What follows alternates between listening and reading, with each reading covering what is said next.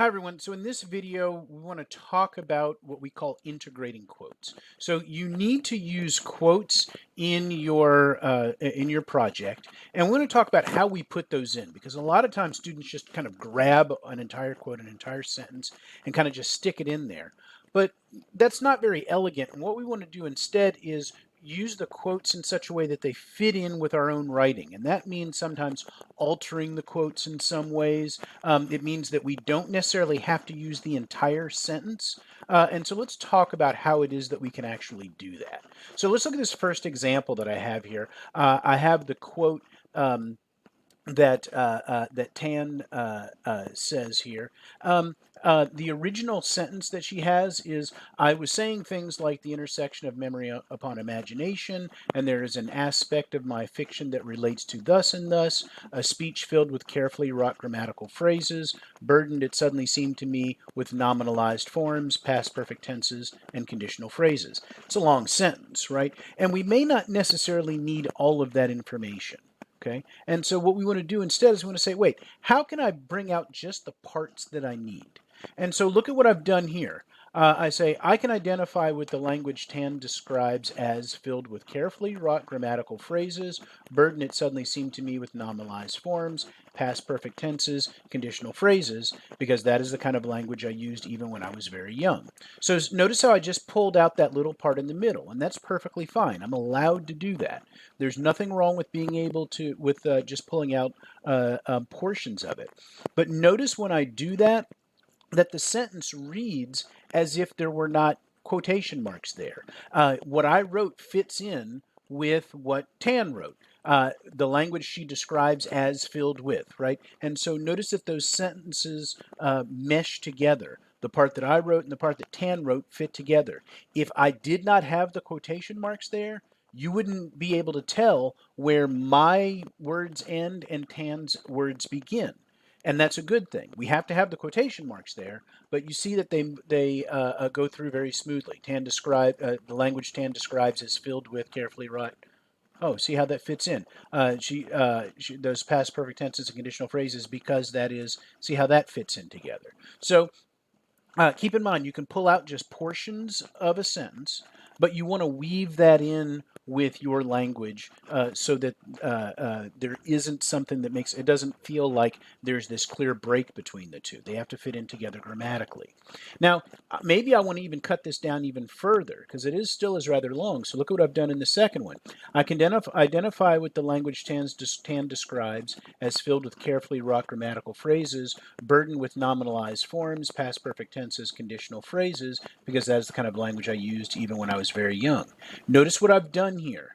I've put this thing called an ellipsis mark in here, and I've pulled out that part that says it suddenly seemed to me, right? I pulled that part out, and that's okay. I can pull that out.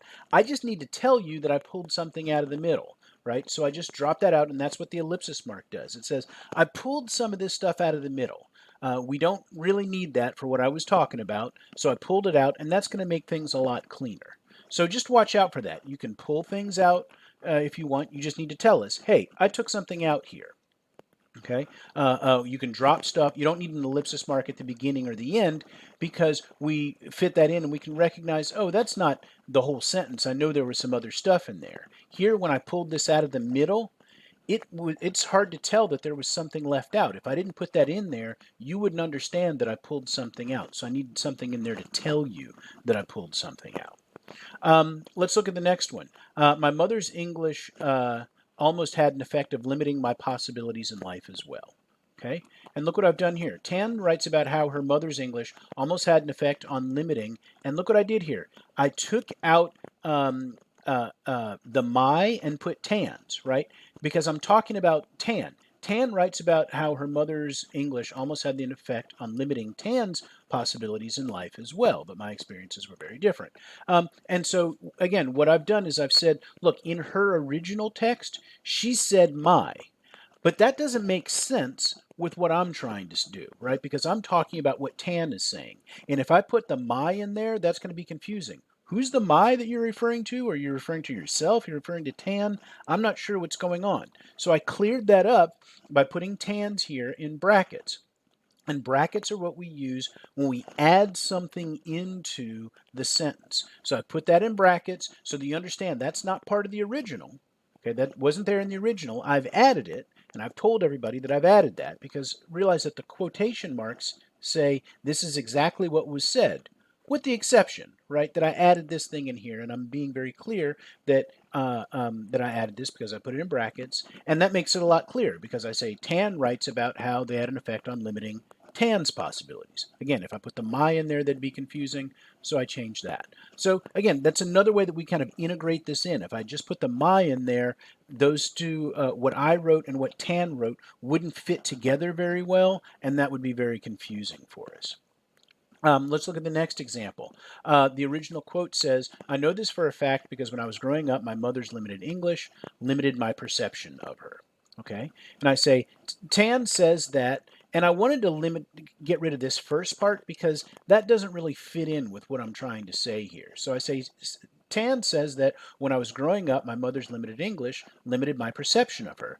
Now, here I had to use the ellipsis mark. If you'll notice up here, I didn't use the ellipsis mark at the beginning.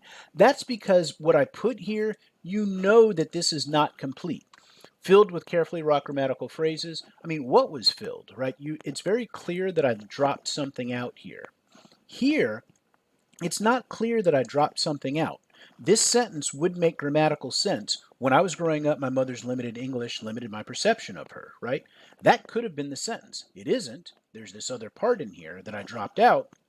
Um, but when if I drop that out, I need to put that ellipsis mark so that I tell everybody that I did, in fact, there was something there and I dropped it out. So this looks like a complete sentence, but it's not. I've also I've also in the second sentence decided to say, look, let's say I want to talk about